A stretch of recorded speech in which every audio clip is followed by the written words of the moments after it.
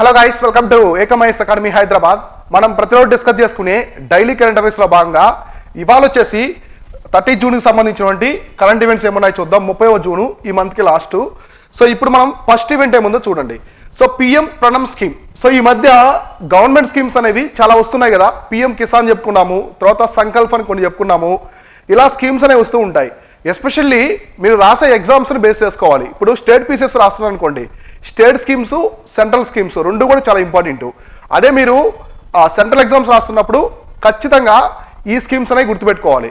అయితే చాలామంది చేసే మిస్టేక్ ఏంటంటే సెంట్రల్ స్కీమ్స్ వాళ్ళకి స్టేట్ స్కీమ్స్ గుర్తుపెట్టుకుంటారు, కానీ పక్క స్టేట్లో ఉన్న ఇంపార్టెంట్ స్కీమ్స్ అనేది గుర్తుపెట్టుకోరు. ఇప్పుడు ఫర్ ఎగ్జాంపుల్ తెలంగాణకి రైతు బంధు స్కీమ్ ఉంది.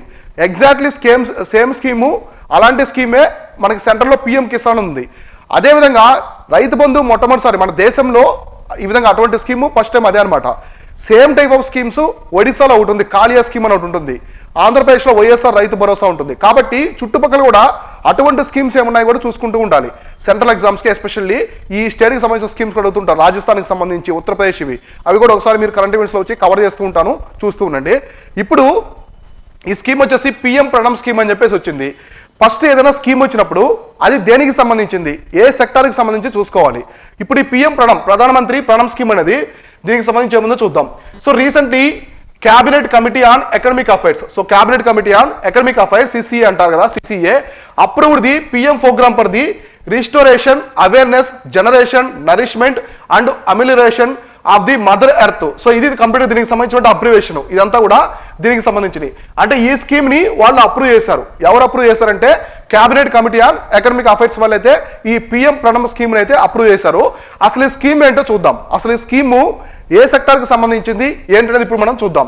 It reduces the use of the chemical fertilisers by incentivising the state.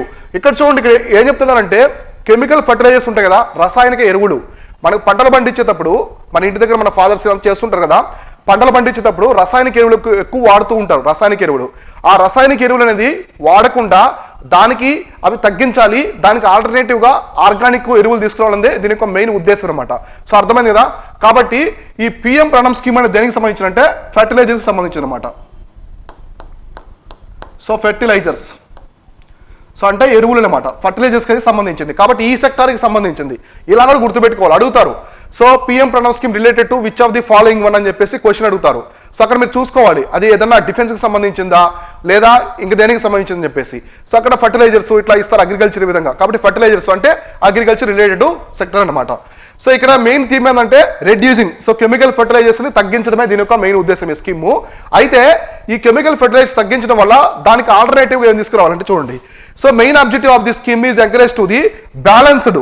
So balanced use of fertilisers in the conjunction with the bio fertilisers and the organic fertilisers. ఇక్కడ bio fertilisers, organic అంటే మనకి పశువుల యొక్క manure ఉంటుంది కదా, వాటిని use చేసుకోవాలి. So అవి కావచ్చు. తర్వాత మనకి ఆర్గానిక్ ఎరువులు ఉంటాయి కొన్ని, వాటిని తీసుకురావాలన్నమాట. వర్మీ కంపోస్ట్ అంటాం కదా. వర్మీ కంపోస్ట్ అంటే సో పురుగుల ద్వారా తీసుకొస్తారు కదా, వాటికి సంబంధించిన అనమాట. వానపాములా ఉంటాయి కదా, వాటి ద్వారా ఎరువుని తీసుకొస్తారు. ఇటువంటివి మేజర్గా ఇంపార్టెంట్ ఇక్కడ. సో అటువంటి ఎరువులు తీసుకొచ్చి ఈ రసాయనిక ఎరువులు తగ్గించడమే దీని యొక్క మెయిన్ ఆబ్జెక్టివ్ అనమాట. ఇప్పుడు దీన్ని ఫైనల్గా వచ్చేసి సిసిఏ వాళ్ళు అప్రూవ్ చేశారు కాబట్టి ఇది ఇంప్లిమెంటేషన్ అయితే ఇంకా అవుతుంది. ఈ రసాయనిక ఎరువులు కూడా కొనాలంటే చాలా కాస్ట్లీ ఉన్నాయి, ఎక్స్పెన్సివ్ ఉన్నాయి. వాటి మీద సబ్సిడీ ఇచ్చి గవర్నమెంట్ అనేది సబ్సిడీ ఇచ్చి రైతులకు బెనిఫిట్ అయ్యే విధంగా చూస్తుంది అనమాట. రసాయనిక ఎరువులు యూజ్ చేయడం వల్ల ఏమవుతుంది, పంట దిగుబడి తగ్గిపోతుంది. దానివల్ల పర్యావరణానికి కూడా చాలా హాని ఉంటుంది. కీటకాలు అంటే మనకి మంచి కీటకాలు ఉంటాయి. ఇప్పుడు సీతాకోక చిలుకలు ఉన్నాయి, పంటకు ఎలాంటి హాని చేయవు. సో వాటి వల్ల పాలినేషన్ అనేది ఎక్కువ జరుగుతూ ఉంటుంది. అయితే అవి కూడా చనిపోతాయి అనమాట. అంటే పంటకి హాని చేయనటువంటి జీవులు కూడా ఈ రసాయనిక ఎరువుల వల్ల చనిపోతాయి. కాబట్టి అలానే భూమి యొక్క మనకి సాయిల్స్ ఉన్నాయి కదా, సాయిల్ యొక్క న్యూట్రియన్స్ కూడా తగ్గిపోతాయి అనమాట రసాయనిక ఎరువులు. కాబట్టి ఇది ఇంపార్టెంట్. సో దీని తర్వాత ఉండే టాపిక్ చాలా చాలా ఇంపార్టెంట్. ఒక రిపోర్ట్ అయితే వచ్చింది. ఆ రిపోర్ట్ ఇప్పుడు ఏముందో చూద్దాం. సో ఈ రిపోర్ట్ అనేది కంప్లీట్గా సిప్రీకి సంబంధించిన ఒక సంస్థ అనేది ఇస్తుంది. ప్రతి సంవత్సరం వీళ్ళు రిలీజ్ చేస్తూ ఉంటారు, రిపోర్ట్ అనేది రిలీజ్ చేస్తుంటారు. ఈ రిపోర్ట్లో ఏ దేశానికి ఎన్ని న్యూక్లియర్ వెపన్స్ ఉన్నాయి, న్యూక్లియర్ వెపన్స్ ఉన్న దేశాలు ఏ ఉన్నాయి, డిఫెన్స్ పరంగా very very very important concept ఇది. ఎగ్జామినేషన్ పరంగా ఎస్పెషల్లీ ఇప్పుడు ఎక్స్ప్లెయిన్ చేసే ఈ టాపిక్ కొంచెం పెద్దది. అయితే ప్రతి పాయింట్ కూడా కాంపిటేటివ్ ఎగ్జామ్స్ పరంగా చాలా ఇంపార్టెంట్. ఇప్పుడు ఏముందో చూద్దాం దీనికి సంబంధించి. ఇది ఎవరు రిలీజ్ చేస్తారంటే Stockholm International Peace Research Institute వాళ్ళు రిలీజ్ చేస్తారు. షార్ట్ కట్లో సిప్రీ అంటారు. సో దీని యొక్క రిపోర్ట్ పేరు ఏంటంటే state of armaments disarmament and international security. ఈ రిపోర్ట్ని ఎవరు రిలీజ్ చేస్తారంటే సిప్రి అనే సంస్థ వాళ్ళు రిలీజ్ చేస్తారు. సిప్రి అంటే అర్థమైందంటే Stockholm International Peace Research Institute వాళ్ళు. ఇది annual assessment of the state of armaments, disarmament and international security, the global inventory of nuclear warheads has increased over the past year. So వీళ్ళు ఏం చేస్తారంటే ఒక దేశానికి సంబంధించినటువంటి nuclear warheads, nuclear weapons అనేవి ఈ సంవత్సరం ఎలా ఉన్నాయి, నెక్స్ట్ అంటే లాస్ట్ ఇయర్ ఎలా ఉన్నాయి, ఇప్పుడు ఎలా ఉన్నాయి, పెరిగాయా తగ్గాయా, ఏ దేశాలకి న్యూక్లియర్ వార్ హెడ్స్ ఉన్నాయి, మేజర్ కంట్రీస్ అంటే యూఎస్ఏ కావచ్చు, రష్యా కావచ్చు, ఇండియా, పాకిస్తాను, ఫ్రాన్స్, ఈ దేశం, నార్త్ కొరియాలో న్యూక్లియర్ వెపన్స్ యొక్క స్టేటస్ ఎలా ఉంది, ఇవన్నీ కూడా వీళ్ళు చెప్తూ ఉంటారు. ఇప్పుడు ఈ రిపోర్ట్కి సంబంధించిన మేజర్ కీ హైలైట్స్ ఏమున్నాయి చూడాలి. కీ హైలైట్స్ ఎక్కువ అడుగుతూ ఉంటారు. ఇప్పుడు ఈ కీ హైలైట్స్ చూద్దాం. సో ఇది చూడండి, ఇట్ ఈస్ యాన్యువల్ అసెస్మెంట్ అనమాట. అంటే ప్రతి సంవత్సరం రిలీజ్ చేస్తారు దీన్ని. Based think tank Stockholm International Peace Research Institute. వీళ్ళైతే ఈ సిప్రి అనే సంస్థ అనేది 10 సంవత్సరం ఈ రిపోర్ట్ అయితే తీసుకొస్తుంది. ఇప్పుడు ఈ రిపోర్ట్కి సంబంధించినటువంటి మేజర్ థింగ్స్ ఏమన్నాయి చూద్దాం. సో మేజర్ కీ హైలైట్స్ ఏమన్నాయి చూద్దాం. సో ఇవన్నీ కూడా దీనికి సంబంధించినటువంటి కీ హైలైట్స్ అనమాట. సో కీ హైలైట్స్ ఏమన్నాయి చూడండి. So as on January 2023, so మొత్తం జనవరి 2023కి, జనవరి 2023కి the world has the 9,576 nuclear weapons in military stock phase of the potential use అనమాట. సో ప్రపంచంలో మొత్తం న్యూక్లియర్ వారియర్స్, న్యూక్స్ అనేవి ఎన్ని ఉన్నాయంటే 9,576 న్యూక్లియర్ బాంబ్స్ అనేవి ఉన్నాయన్నమాట. అన్ని దేశాల్లో కలిపి రష్యా కావచ్చు, యుఎస్ఏ కావచ్చు, పాకిస్తాన్ కావచ్చు, ఇండియా కావచ్చు. మీకు తెలిసిన ఇంపార్టెంట్ థింగ్ ఏంటంటే ఇండియా కంటే కూడా పాకిస్తాన్ దగ్గర ఎక్కువ న్యూక్లియర్ బాంబ్స్ అనేవి ఉన్నాయన్నమాట. సో ఇది కూడా ఇక్కడ ఇంపార్టెంట్. తర్వాత that is 86. So 86 more than the number in the జనవరి 2022.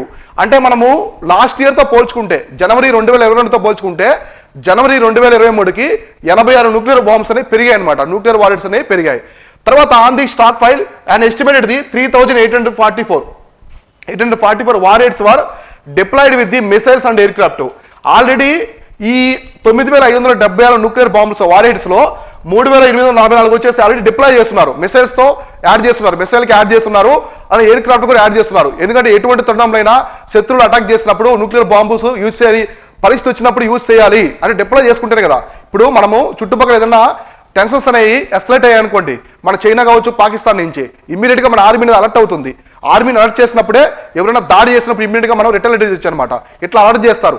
అలానే ఈ న్యూక్లియర్ వారియర్స్ కూడా వీళ్ళు మిసైల్స్ కి అటాక్ చేస్తున్నారు. మిసైల్స్ కి తీసుకొచ్చే న్యూక్లియర్ వారియర్స్ తో ఉంటాయి మిసైల్స్ అన్ని కూడా, అందులో న్యూక్లియర్ పదార్థాలు ఉంటాయి. తర్వాత ఎయిర్ క్రాఫ్ట్ కూడా డిప్లాయ్ చేస్తున్నమాట, ఎప్పుడైనా దాడి చేయొచ్చు అనే విధంగా. ఈ విధంగా తర్వాత అందులో మొత్తం వచ్చేసి 3,844 అయితే చేస్తున్నారు. Around the 2,000. సో 2,000 వరకు వచ్చేసి of the deployed weapons nearly all of which are belong to the Russia and USA. So ఇప్పుడు చూడండి, ఇక్కడ ఈ 3,844లో ఈ ఎయిర్ క్రాఫ్ట్ కి మిసైల్స్ కి అటాచ్ చేసినటువంటి న్యూక్లియర్ వారెంట్స్ లో ఈ 3,844లో 2,000 న్యూక్లియర్ వారెంట్స్, 2,000 న్యూక్లియర్ బాంబ్స్ ఒక్క రష్యా యుఎస్ఏ మాత్రమే డిప్లాయ్ చేస్తున్నాయి. న్యూక్లియర్ మిసైల్స్ లో కావచ్చు, ఎయిర్ క్రాఫ్ట్స్ లో యుఎస్ఏ, రష్యా అయితే చేస్తున్నాయి అనమాట. ఇది కంప్లీట్ గా న్యూక్లియర్ కి సంబంధించిన పిక్చర్ అనమాట. సో ఫిగర్, ఈ కంప్లీట్ ఫిగర్ వచ్చేసి న్యూక్లియర్ కి సంబంధించినటువంటి ఫిగర్. అయితే ఇప్పుడు ఇదంతా కూడా మనం రష్యా, యుఎస్ఏ వీటి గురించి చూసాము. చైనా గురించి, ఇండియా గురించి, పాకిస్తాన్ గురించి ఎలా ఉందో ఆ సినారీ కూడా ఒకసారి మనం డిస్కస్ చేద్దాం. సో ఇప్పుడు చూడండి ఇక్కడ, so 9 nuclear armed states. So ప్రపంచంలో న్యూక్లియర్ బాంబ్స్ అన్ని దేశాల దగ్గర లేవు, గుర్తుపెట్టుకోండి. ప్రపంచంలో న్యూక్లియర్ బాంబ్స్ అనేవి అన్ని దేశాల దగ్గర లేవు, కొన్ని దేశాల దగ్గర మాత్రమే ఉన్నాయన్నమాట. సో చిన్న చిన్న దేశాల దగ్గర, ఇప్పుడు శ్రీలంక కావచ్చు, మనకి సింగపూర్, మలేషియా ఇట్లాంటి దేశాల దగ్గర న్యూక్లియర్ బాంబ్స్ అనేవి లేవు, కొన్ని దేశాల దగ్గరే ఉన్నాయి. ఆ దేశాలు మొత్తం ఎన్ని ఉన్నాయంటే 9 ఉన్నాయన్నమాట. మన దేశంలో, మన ప్రపంచంలో మొత్తం 9 దేశాల దగ్గర న్యూక్లియర్ బాంబ్స్ అయితే ఉన్నాయి. ఆ ఉన్నటువంటి ఆ దేశాలు ఏమన్నాయి చూద్దాం. ఫస్ట్ వచ్చేసి యునైటెడ్ స్టేట్స్, అమెరికా తెలుసు కదా మీకు. తర్వాత రష్యా, సో రష్యా, తర్వాత united kingdom, UK, Britain, France, China, India, Pakistan, north Korea. So north Korea and Israel. So ఈ దేశాల దగ్గర మాత్రమే న్యూక్లియర్ వారెంట్స్ అనేవి ఉన్నాయి. అర్థమైంది కదా. మొత్తం ఎన్ని దేశాల దగ్గర ఉన్నాయంటే 9 దేశాల దగ్గర అయితే ఉన్నాయన్నమాట. సో మనకి ఇక్కడ చూడండి, మిడిల్ ఈస్ట్ ప్రకారం చూసుకుంటే ఒక్క ఇజ్రాయెల్ ఉంది అనమాట. వెస్ట్ ఏషియా ప్రకారం చూసుకుంటే ఇజ్రాయెల్ తప్ప రిమైనింగ్ సౌదీ అరేబియా కావచ్చు, ఈ దేశాల దగ్గర ఎక్కడ కూడా న్యూక్లియర్ లేదు. ఇప్పుడిప్పుడే న్యూక్లియర్ వారెంట్స్ అనేవి, ఈ న్యూక్లియర్ ఆర్మ్డ్ స్టేట్స్ కాకుండా న్యూక్లియర్ బాంబ్స్ ఇప్పుడు ఇరాన్ కావచ్చు, ఇవన్నీ కూడా తయారు చేయాలని చెప్పేసి ప్లాన్ అయితే చేస్తున్నాయి అనమాట. అవి తగ్గించడానికి అమెరికా అనేది చాలా వరకు ప్రయత్నం అనేది చేస్తూ ఉంది. ఇది దీనికి సంబంధించిన కంప్లీట్ ఇన్ఫర్మేషన్. అయితే ఇక్కడ చూడండి, continue to modernize their nuclear arsenals and have deployed several nuclear armed nuclear capsule weapon system in the 2022. ఈ దేశాలన్నీ కూడా 9 న్యూక్లియర్ బాంబ్స్ అన్ని ఉన్నటువంటి దేశాలన్నీ కూడా వాళ్ళ యొక్క వెపన్స్ మొత్తాన్ని కూడా మోడర్నైజ్ చేసుకుంటూ ఉన్నాయి. అంటే మోడర్న్ వార్ఫేర్ కి ఏ విధంగా ఉంటుందో ఆ విధంగా తీసుకొస్తూ ఉన్నారు. తర్వాత ఇక్కడ చూడండి, the estimate of the size of the China's nuclear arsenal increased the 350 వార్హెడ్స్ 350 warhead in the జనవరి 410 ఇది 2023. మామూలుగా చైనా గురించి చూసుకుంటే ఇప్పటివరకు మనం యూఎస్ఏ రష్యా గురించి చెప్పుకున్నాము. చైనా గురించి చెప్పుకుంటే చైనాకి లాస్ట్ ఇయర్ వచ్చేసి జనవరి 2022కి 350 ఉన్నాయన్నమాట న్యూక్లియర్ వార్హెడ్స్. ఇప్పుడు ప్రెజెంట్ వచ్చేసి ఇక్కడ చూసుకుంటే మనకి ప్రెజెంట్ ఇప్పుడు జనవరి 2023కి 410 పెరిగాయి అనమాట. అంటే ఆల్మోస్ట్ 60 వరకు పెరిగాయి. 60 వరకు న్యూక్లియర్ వార్హెడ్స్ అనేవి చైనాలో పెరిగాయి అనమాట. ఇది చైనాకి సంబంధించిన ఫిగరు. ఇప్పుడు ఇది ఇంపార్టెంట్, ఇది చాలా ఇంపార్టెంట్. ఇదంతా కూడా ఇండియా పాకిస్తాన్కి సంబంధించినటువంటి సినారీ అనమాట. ఇండియా పాకిస్తాన్లో న్యూక్లియర్ బాంబ్స్ ఏ విధంగా ఉన్నాయో ఇప్పుడు మనం చూద్దాం. So India is estimated to have a growing stockpile about the 164 nuclear weapons up from the 160 in the previous year. So మన భారతదేశంలో పెద్దగా ఏం పెరగలేదు, ఓన్లీ 4. సో 4 న్యూక్లియర్ వార్హెడ్స్ మాత్రమే పెరిగాయి అనమాట. లాస్ట్ ఇయర్ వచ్చేసి 160 ఉంటే ఇప్పుడు 164 వరకు 164 అయితే ఉన్నాయన్నమాట. ఇది దీనికి సంబంధించింది, ఇండియా మొత్తానికి సంబంధించిన సినారియో. కాబట్టి మన దేశంలో మొత్తం ఎన్ని ఉన్నట్టే భారతదేశంలో 164 ఉన్నాయన్నమాట. 164 న్యూక్లియర్ బాంబ్స్. సో ఇండియాలో 164 ఉన్నాయి, గుర్తుపెట్టుకోండి. ఇప్పుడు పాకిస్తాన్ సినారియో చూద్దాం. నేను ఎంత చెప్పాను కదా, మన ఇండియా కంటే కూడా పాకిస్తాన్ దగ్గర ఎక్కువ న్యూక్లియర్ బాంబ్స్ అనేవి ఉన్నాయన్నమాట. అవేంటో చూడండి. So Pakistan poses approximately 170 in nuclear warheads as January 2023 from 165 in the last previous year. So last year Pakistan దగ్గర 165 ఉన్నాయన్నమాట. ఇప్పుడు మన దగ్గర ఎన్ని ఉన్నాయో దానికంటే ఒకటి ఎక్కువ ఉన్నది లాస్ట్ ఇయర్. ఇప్పుడు 170 ఉన్నాయి. కాబట్టి పాకిస్తాన్ దగ్గర ఎన్ని ఉన్నాయంటే 170 ఉన్నాయన్నమాట. సో పాకిస్తాన్ దగ్గర 170 ఉంటే మన దగ్గర 164 ఉన్నాయి ఇది న్యూక్లియర్ బాంబ్స్. సో కాబట్టి పాకిస్తాన్ దగ్గర మనకంటే కూడా ఎక్కువ న్యూక్లియర్ బాంబ్స్ అనేవి ఉన్నాయన్నమాట. సో అందుకే వాళ్ళు ఎక్కువ మినిస్టర్స్ వాళ్ళు చూడండి ఎప్పుడు ఇండియా మీద వ్యాఖ్యలు చేస్తూ ఉంటారు. సో మీ మీద న్యూక్లియర్ బాంబ్ అటాక్ చేస్తాం, సో పాకిస్తాన్ రెచ్చగొడితే న్యూక్లియర్ అటాక్ చేస్తాం, ఢిల్లీ మీద బాంబు వేస్తాం, హైదరాబాద్ మీద బాంబు వేస్తాం, సో అహ్మదాబాద్ మీద న్యూక్లియర్ బాంబు వేస్తాం అని చెప్తూ ఉంటారు. సో ఇట్లా అనమాట, వాళ్ళ దగ్గర న్యూక్లియర్ బాంబ్స్ ఉన్నాయని చెప్పే వాళ్ళు అట్లా చెప్తూ ఉంటారు. సో అంతే అర్థమైంది కదా, ఈ వ్యాఖ్యలను ఎక్కువగా పాకిస్తాన్ వాళ్ళు చేస్తూ ఉంటారు. సో మేము మొత్తం భారతదేశాన్ని ప్రపంచ పటంలో లేకుండా చేస్తాం అట్లా వ్యాఖ్యలు చేస్తూ ఉంటారు. చూడండి, ఇట్స్ ఇమ్మెచ్యూరిటీ ఆఫ్ మినిస్టర్స్ అనమాట. వాళ్ళు ఏదంటే sponsor of terrorism. So Pakistan అనేది ఒక స్పాన్సర్ ఆఫ్ టెర్రరిజం. సో వాళ్ళు కాశ్మీరీ యూత్ని అలానే వాళ్ళ దేశంలో ఉన్నటువంటి యూత్ని ఈ టెర్రరిజానికి ట్రైనింగ్ ఇచ్చి ఇండియా మీదకి ఉసిగొలుపుతూ ఉంటారు అనమాట. So in the context of the Kashmir issue. So ఈ విధంగా వాళ్ళు చేస్తూ ఉంటారు. అందులో పాకిస్తాన్ కూడా ఏంటంటే కంప్లీట్గా ఆర్మీ రూలింగ్ స్టేట్ అనమాట. సో మామూలుగా మీకు ఇంతకుముందు కూడా నేను చెప్పాను కదా, ప్రతి దేశానికి ఆర్మీ ఉంటుంది, కానీ ఆర్మీకి ఒక దేశం ఉంటుంది, అదే పాకిస్తాన్ అనమాట. అక్కడ డెమోక్రసీ ఏముండదు, మొత్తం ఆర్మీ రూలింగ్ ఉంటుంది. అందుకే ఎక్కువ ఈ మధ్య చూడండి పొలిటికల్ ఇష్యూస్ అనేవి ఎక్కువ వస్తూ ఉన్నాయి పాకిస్తాన్లో. ఇది దానికి సంబంధించిన కంప్లీట్ ఇన్ఫర్మేషన్. ఇది ఇండియాకి సంబంధించి పాకిస్తాన్కి సంబంధించిన న్యూక్లియర్ వార్ హెడ్స్. ఇది సిప్రీ ఇచ్చిన సంస్థ. సో ఎవరిచ్చారంటే సిప్రీ ఇచ్చిన సంస్థకు సంబంధించిన కంప్లీట్ రిపోర్ట్ అనమాట. ఓకేనా. సో నెక్స్ట్ ఈవెంట్ చూద్దాం. సో నెక్స్ట్ ఈవెంట్ వచ్చేసి global environment facility. So global environment facility అనేది ఒక సంస్థ. ఈ సంస్థ చాలా సంస్థలకి మనీ అనేది ఫైనాన్సింగ్ చేస్తూ ఉంటుంది. అది చాలా ఇంపార్టెంట్. ఇంతకుముందు యూపీఎస్సీలో కూడా చాలాసార్లు ఈ సంస్థ దేనికి ఫైనాన్స్ చేస్తుందని చెప్పేసి ఇంతకుముందు అడిగారు. సో దాని గురించి ఇప్పుడు ఏముందో చూద్దాం. So recently 64th global environment facility council meeting in the Brazil. So ఎక్కడ మీట్ అయ్యారంటే వీళ్ళు 64వ సమావేశం ఎక్కడ జరిగిందంటే గ్లోబల్ ఎన్విరాన్మెంట్ ఫెసిలిటీకి సంబంధించి బ్రెజిల్లో జరిగింది. The governing the body approved the disbursement of the $1.4 billion to accelerate efforts to tackle the climate, biodiversity and pollution crisis అనమాట. ఇక్కడ చూడండి, క్లైమేట్ ఒకటి ఇచ్చారు, బయోడైవర్సిటీ, పొల్యూషన్. సో మొత్తం వచ్చేసి వీళ్ళు $1.4 billion అనేది మనీ అనేది ఫండింగ్ చేస్తున్నారు. దేనికంటే ప్రపంచం మొత్తం మీద పొల్యూషన్ కావచ్చు, తర్వాత పొల్యూషన్ క్రైసిస్ని, బయోడైవర్సిటీని, క్లైమేట్ మొత్తాన్ని కూడా కాపాడుకునే విధంగా ఈ ఫండ్స్ అయితే గ్లోబల్ ఎన్విరాన్మెంట్ ఫెసిలిటీ వాళ్ళు ఈ 64th గ్లోబల్ ఎన్విరాన్మెంట్ ఫెసిలిటీలో బ్రెజిల్లో జరిగిన సమావేశంలో మనీ అనేది అలకేట్ చేశారనమాట. అయితే ఇక్కడ చూడండి, ఇప్పటివరకు ఇది న్యూస్లో ఉంది కాబట్టి ఓకే, అసలు ఈ గ్లోబల్ ఎన్విరాన్మెంట్ ఫెసిలిటీ అంటే ఏంటి, ఈ సంస్థ యొక్క హెడ్ క్వార్టర్స్ ఎక్కడ ఉంది, ఇవన్నీ ఇప్పుడు మనం క్లారిటీగా చూద్దాం. So it was established on the eve of the 1992 Rio Earth Summit. So Rio Janeiro అని చెప్పేసి బ్రెజిల్లో ఒక సిటీ ఉంటుంది. ఆ రియో సిటీలో జరిగింది అనమాట. 1992లో ఎర్త్ సమ్మిట్ అనేది ఒకటి జరిగింది. ఈ ఎర్త్ సమ్మిట్ అనేది ఎవరు కండక్ట్ చేశారంటే UNFCCC, యునైటెడ్ నేషన్స్ మనకి క్లైమేట్ చేంజ్కి సంబంధించిన federation of the climate change ఉంది కదా, so convention on climate change, వీళ్ళు దీన్ని తీసుకొచ్చారన్నమాట. To help the tackle the planet's most pressing environment problems. ఈ ఎర్త్ సమ్మిట్ అనేది బ్రెజిల్లో జరిగింది, రియోలో 1992లో. ఇక్కడ అందరూ ఏం డిస్కస్ చేసుకున్నారంటే మన భూమిని, మన ప్లానెట్ భూమిని మనం కాపాడుకోవాలి, భూగ్రహాన్ని మొత్తాన్ని మనము ఎన్విరాన్మెంట్ కావచ్చు క్లైమేట్ పరంగా కాపాడుకోవాలని చెప్తూ ఉంటారు. అందుకే ఎర్త్ అవర్ రోజున, ఎర్త్ అవర్ అని చెప్పేసి ఎర్త్ డే ఉంటుంది కదా, ఆ రోజున అందరూ కూడా 1 అవర్ వచ్చేసి మొత్తం విద్యుత్ శక్తిని మనం కాపాడుకోవాలని చెప్పేసి 1 అవర్ లైట్స్ అన్ని కూడా ఆఫ్ చేయమంటారు, ఫ్యాన్స్ లైట్స్ అన్ని ఆఫ్ చేయని అని చెప్తూ ఉంటారు కదా. ఇది దీనికి సంబంధించిన అన్నమాట. కాబట్టి ఇప్పుడు తీసుకొచ్చారంటే ఈ గ్లోబల్ ఎన్విరాన్మెంట్ ఫెసిలిటీని ఎర్త్ సమ్మిట్ లో జరిగింది అనమాట. 1992లో జరిగినటువంటి ఎర్త్ సమ్మిట్ లో తీసుకొచ్చారు. సో ఎర్త్ సమ్మిట్, సో 1992 జరిగిన ఎర్త్ సమ్మిట్ ఇది ఎక్కడ జరిగిందంటే బ్రెజిల్లోని రియో సిటీలో జరిగింది. రియో జెట్ అనే సిటీ ఉంటుంది, అక్కడ జరిగింది. సో తర్వాత ఇక్కడ చూడండి, so it is a family of funds dedicated to confronting biodiversity loss, climate change, pollution and strains on the land or ocean health అనమాట.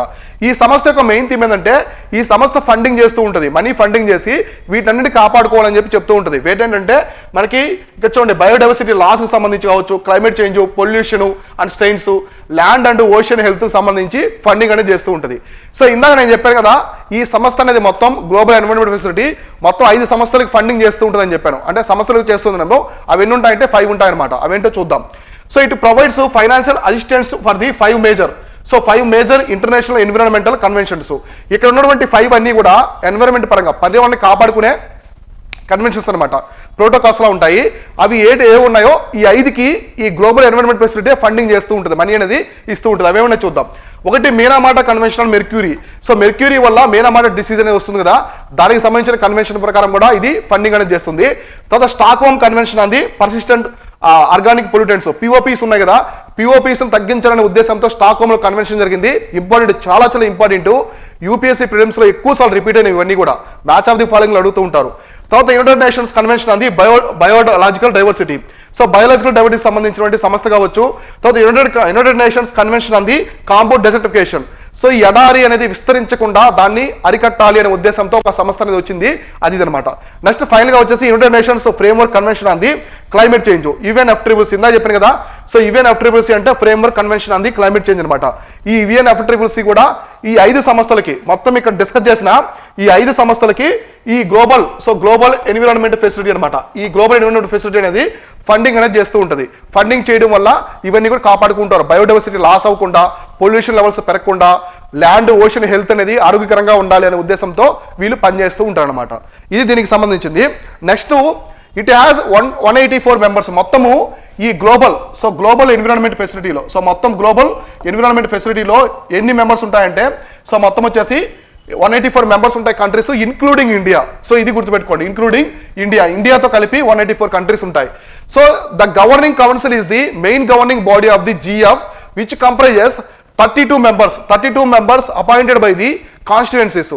సో ఇందులో మొత్తము ఒక గవర్నింగ్ బాడీ ఉంటుంది అనమాట. ఏదైనా సరే ఇప్పుడు మనకి ఇండియాలో ఎంపీసీ ఎమ్మెల్యేస్ అందరూ ఉంటారు, అందులో కొన్ని కమిటీస్ ఉంటాయి చూడండి. ఇప్పుడు పబ్లిక్ అకౌంట్స్ కమిటీ అన్నారు, దానిలో కొంతమంది మెంబర్స్ ఉంటారు.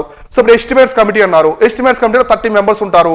So next public sector undertakings committees ఉంటాయి కదా, కొంతమంది ఏర్పడి ఒక గవర్నింగ్ బాడీ లాగా ఉంటుంది.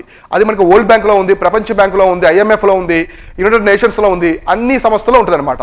సో ఎగ్జాక్ట్లీ అలానే ఇక్కడ కూడా ఒక గవర్నింగ్ బాడీ 32 మెంబర్స్ ఉంటారు, appointed by the constituencies of the GF members అనమాట. వాళ్ళు ఎక్కడెక్కడి నుంచి ఉంటారు, ఈ 32 మెంబర్స్ ఏ లొకేషన్స్ నుంచి రిప్రజెంట్ చేస్తారంటే మొత్తం 14 మంది వచ్చేసి డెవలప్డ్ కంట్రీస్ నుంచి ఉంటారు, 16 మంది వచ్చేసి డెవలపింగ్ కంట్రీస్ నుంచి ఉంటారు.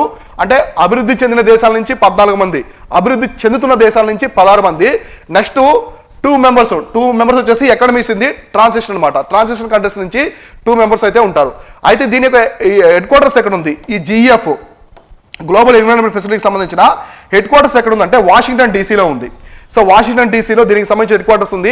మనకి IMF, వరల్డ్ బ్యాంక్ ఇవన్నీ కూడా చూడండి, IMF, వరల్డ్ బ్యాంకు, తర్వాత ఈ హెడ్ క్వార్టర్స్ అన్ని కూడా చూసుకోవాలి, జాగ్రత్త చూసుకోవాలి, ఇక్కడే ఉంటాయి.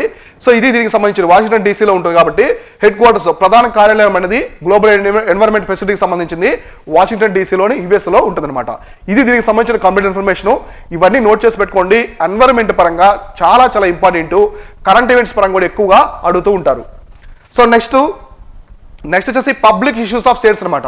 మామూలుగా మనకి స్టాక్ మార్కెట్ ఈ మధ్య బాగా ఫేమస్ అవుతుంది, అందరూ తెలుసుకుంటూ ఉన్నారు. మన ఇండియాలో డిమాట్స్ అకౌంట్స్ కూడా విపరీతంగా పెరిగిపోతున్నాయి అనమాట. అంటే ఇంతకుముందు స్టాక్ మార్కెట్ అంటే భయపడేవాళ్ళు, ఇప్పుడు అవేర్నెస్ వచ్చింది బాగా, సోషల్ మీడియా లాగా అన్నీ వచ్చాయి, ఎడ్యుకేషన్ లెవెల్స్ పెరుగుతూ ఉన్నాయి, నేర్చుకుంటున్నారు, మనీ ఎన్ని చేస్తున్నారు, లాస్ అవుతున్నారు, ఎన్ని చేస్తున్నారు, అసలు షేర్స్ ఇవన్నీ తెలుసుకుంటూ ఉన్నారు. ఈ కాన్సెప్ట్ అనేది UPSC ప్రిలిమ్స్లో నెంబర్ ఆఫ్ టైమ్స్ అయితే రిపీట్ అయింది. ఈ ఐపీఓకి సంబంధించి అంతా రిపీట్ అయింది కాబట్టి దానికి సంబంధించిన కంప్లీట్ ఇన్ఫర్మేషన్ అనేది ఇవాళ మీకు ఇస్తాం చూడండి. So public issue of shares అనేది అసలు ఎందుకు వార్తల్లో వచ్చిందంటే ఇది ఒక డ్యూరేషన్ తగ్గించిందన్నమాట. మామూలుగా ఈ స్టాక్ మార్కెట్కి సంబంధించి గార్డెన్ ఎవరంటే కాపాడేది మొత్తం కూడా ఇప్పుడు ఫండమెంటల్ రైట్స్కి సుప్రీంకోర్టు ఉంటుంది. ఎగ్జాక్ట్ అలానే ఈ స్టాక్ మార్కెట్కి సంబంధించిన మొత్తం ఇన్వెస్టర్కి సంబంధించి సెబీ అనమాట, security exchange board of India వాళ్ళు ఉంటారు. సో చూడండి market regulator SEBI recently approved the proposal for reducing the period of listing shares of the public issues from the 6 days to 3 days. మామూలుగా ఇంతకుముందు పబ్లిక్ ఇష్యూస్ షేర్స్ అనేది public issues చేయడానికి మొత్తం 6 days ఉండేది, దాన్ని 3 days తగ్గించారు అనమాట. 3 days అయితే వాళ్ళు తగ్గించారు, అర్థమైంది, రెడ్యూసింగ్ చేశారు. అంటే 6 days నుంచి 3 days తగ్గించారు. అందువల్ల ఇది వార్తలు అయితే ఉంది. ఓకే, అర్థమైంది కదా. ఇప్పుడు మనము ఈ షేర్స్ సంబంధించి ఎలా ఇస్తారు మార్కెట్లోకి, ఐపీఓ అంటే ఏంటి, సో దానికంటే ముందు ఎవరైనా బై చేసుకుంటారా, పెద్ద పెద్ద ఇన్వెస్టర్స్ ఎలా బై చేసుకుంటారు, ఒక 3 మెథడ్లు అయితే ఉంటాయి. ఆ 3 మెథడ్స్ ఏమన్నా ఇప్పుడు మనం డిస్కస్ చేద్దాం. So when a company raise funds, so company raise funds for selling or issuing equity shares to public through the offer document is called a public issue అనమాట. సో కంపెనీ అనేది fund raise చేయడం కోసం ఇస్తూ ఉంటుంది. So for example ఇప్పుడు మనకి ఏదైనా ఒక పెద్ద షాప్ ఉందనుకోండి, ఒక పెట్రోల్ బంక్ ఉంది. సో పెట్రోల్ బంక్ ఉంది, దాని ద్వారా చేస్తున్నారు. ఒక కంపెనీ ఉందనుకోండి. సో ఫర్ ఎగ్జాంపుల్ మీరు ఒక స్టార్ట్అప్ కంపెనీ తీసుకొచ్చారు. సో దానికి అది స్టాక్ మార్కెట్లో ఉంది, మనీ కావాలి మీకు, దానికి కొత్త బ్రాంచ్ పెట్టాలనుకున్నారు, బాగా లాభాల పట్ల ఉంది. సో లాభాల్లో ఉన్నప్పుడు దాని యొక్క బ్రాంచ్ ఎక్స్టెండ్ చేయాలనుకున్నారు, మీ దగ్గర ఫండ్స్ లేవు, ఏం చేస్తారు, పబ్లిక్ నుంచి ఫండ్స్ తీసుకుంటారు, ఇన్వెస్టర్స్ నుంచి ఫండ్స్ తీసుకుంటారు, వాళ్ళు మీ కంపెనీలో ఇన్వెస్ట్ చేసి షేర్లు కొంటారు. ఆ ఫండ్స్తో మీరు కొత్త బ్రాంచ్ పెడతారు, మళ్ళీ ఇంకో కొత్త బ్రాంచ్ తీసుకొస్తారు. ఇట్లా బిజినెస్ అనేది మొత్తం గ్రో అవుతూ ఉంటుంది అనమాట. అట్లా చేస్తే ఆ షేర్స్ మొత్తాన్ని కూడా ఫండ్స్ రైజింగ్ చేసి సెల్లింగ్ చేసి దాన్ని పబ్లిక్ ఇష్యూ అని చెప్పేసి పిలుస్తూ ఉంటారు. ఇప్పుడు ఇవి ఎన్ని రకాలుగా ఉంటాయంటే ఫస్ట్ మనకి ఐపీఓ అంటారు, చాలా ఫేమస్, అందరూ తెలిసే ఉంటుంది ఐపీఓ అంటే కొన్ని కంపెనీకి సంబంధించిన షేర్స్ అనేది స్టాక్ మార్కెట్లో లిస్ట్ కాకముందే కొంటారనమాట. సో ముందే కొంటారు. సో చూడండి, so IPO is a type of issue where and unlisted company, గుర్తుపెట్టుకోండి, లిస్టెడ్ కాదు, అన్లిస్టెడ్ కంపెనీ అంటే ఇది ఇంకా స్టాక్ మార్కెట్లో లిస్ట్ అవ్వదు, ఐపీఓ వస్తుంది, ముందు ఐపీఓ వస్తుంది, ఐపీఓలో కొన్న తర్వాత కొన్ని రోజులకి స్టాక్ మార్కెట్లో లిస్ట్ అవుతుంది అనమాట. So raise capital by making the fresh issue of the securities offering existing securities for the sale to the public for the first time. ఒక కంపెనీ ఫస్ట్ టైం దాని షేర్స్ అనేది బయట వాళ్ళకి అమ్ముతుందంటే అది ఐపీఓ ద్వారా అమ్ముతుంది అనమాట. ఇనిషియల్ పబ్లిక్ ఆఫరింగ్ అంటారు ఐపీఓని. సో అమ్ముతుంది అంటే లిస్ట్ కాకముందే, స్టాక్ మార్కెట్ లిస్ట్ కాకముందే షేర్స్ అనేది అమ్ముతారు అనమాట. అవి కొంటారు కొందరు, కొన్న తర్వాత మళ్ళీ స్టాక్ మార్కెట్లో లిస్ట్ అవుతుంది. ఇది తర్వాత చూడండి, ఇది ఒక మెథడ్, ఇది ఫస్ట్ టైం కంపెనీ తీసుకొచ్చే ఫస్ట్ టైం కంపెనీ ద్వారా షేర్స్ అమ్మే మెథడ్ అనమాట. తర్వాత వచ్చేసి ఫర్దర్ పబ్లిక్ ఆఫర్స్ అంటారు, ఎఫ్ఈఓ అంటారు, లేదా ఫాలో ఆన్ పబ్లిక్ ఆఫర్ అని చెప్పేసి ఎఫ్ఈఓ, ఇలా 2 రకాలు పిలుస్తారు. ఇది ఒక మెథడ్. ఇక్కడ ఏం జరుగుతుందంటే చూడండి, so when a listed company wants additional capital, it makes either fresh issue of the securities and offer for a sale of existing securities to the public card. ఒకవేళ ఇది లిస్ట్ కాకముందు, ఇది అన్లిస్ట్ గా ఉన్నప్పుడు, సో అన్లిస్టెడ్ కంపెనీ అనమాట. ఇక్కడ గుర్తుపెట్టుకున్న keyword ఇది unlisted, కానీ ఇది లిస్టెడ్ అనమాట. సో లిస్ట్ అయిన తర్వాత కూడా వీళ్ళకి మనీ కావాల్సి వచ్చింది అనుకోండి, లిస్ట్ అయిన తర్వాత అప్పుడు దీన్ని ఫర్దర్ పబ్లిక్ ఆఫర్ అని చెప్పి చెప్తారు అనమాట. అర్థమైంది కదా. ఐపీఓ అంటే అన్లిస్టెడ్ అయినప్పుడు, అన్లిస్టెడ్ లో ఉన్నప్పుడు, అంటే లిస్ట్ కాకముందు. ఇది లిస్ట్ అయిన తర్వాత సేమ్ అనమాట, సేమ్ ప్రొసీజరే, వాళ్ళు షేర్స్ అనేది అమ్మడము, ఫండ్స్ అనేది రైజ్ చేసుకుంటూ ఉంటారు. ఇది కాకుండా ఈ 2 కాకుండా ఇంకో మెథడ్ ఉంటుంది, ఆ మెథడ్ ఏంటో చూద్దాం. సో ఇది వచ్చేసి ఆఫర్ ఫర్ సేల్ అంటారు, సింపుల్ గా ఆఫర్ ఫర్ సేల్ అంటారు. ఈ మెథడ్ ఏముంటుందో చూద్దాం. Institutional investors like the venture funds, so venture funds ఉంటారు కదా, so private equity funds invest in a company, it's a nascent stage అనమాట. వీళ్ళు ఇన్వెస్ట్ చేస్తారు, కంపెనీలో ఇన్వెస్ట్ చేస్తారు, చాలా పెద్ద మొత్తం ఇన్వెస్ట్ చేస్తారు, కంపెనీలో 1% కావచ్చు, 1%, 10% ఇట్లా కొంటూ ఉంటారు షేర్స్ అనేవి. అంటే ఒక స్టేకే కొనేస్తారు అన్నమాట, కంప్లీట్గా ఒక స్టేక్ అనేది కొనేస్తారు, 10% కావచ్చు, 12%, 1% ఇట్లా. అది పెద్ద పెద్ద ఫండ్స్ ఉంటే వాళ్ళు ఏమంటారు, వెంచర్ ఫండ్స్ అంటారు. ఇక్కడ ఈ మెథడ్ ద్వారా అలా కొనేస్తారు అనమాట. So once the company grows bigger, these investors sell their shares to public through the issue of the offer document and subsequently shares get listed on the stock exchange అనమాట. ఇక్కడ ఏం జరుగుతుందంటే వీళ్ళు పెద్ద మొత్తంలో కొన్న తర్వాత కంపెనీ బాగా గ్రో అయిన తర్వాత దాన్ని స్టాక్ మార్కెట్గా తీసుకొస్తారు అనమాట. స్టాక్ మార్కెట్లో తీసుకొచ్చేసి లిస్టింగ్ అయితే చేస్తారు. అర్థమైంది కదా. ఇది అంటే పెద్ద పెద్ద ఇన్వెస్టర్స్ ముందుగానే కొనేసి కంపెనీ బాగా గ్రో అయిన తర్వాత స్టాక్ మార్కెట్లో లిస్టింగ్ అనేది చేస్తారు. ఇది దీనికి సంబంధించిన కంప్లీట్ ఇన్ఫర్మేషన్. ఇలా 3 మెథడ్లో కంపెనీ అనేది షేర్స్ అనేది సెల్ చేస్తూ ఉంటుంది అనమాట. ఎందుకంటే రైజింగ్ ది ఫండ్స్, సో ఫండ్స్ని తీసుకురావడానికి, ఇన్వెస్టర్స్ని తీసుకురావడానికి ఈ విధంగా చేస్తూ ఉంటుంది. ఇది దీనికి సంబంధించింది చాలా ఇంపార్టెంట్, యూపీఎస్లో చాలాసార్లు రిపీట్ అయింది ఈ టాపిక్. సో ఇవి వచ్చేసి ఇవాళ డైలీ కరెంట్ అఫైర్స్. ఇలానే ప్రతిరోజు మీకు ఎక్స్ప్లెయిన్ చేస్తూ ఉంటాను, ఫాలో అవుతూ ఉండండి. Thank you all.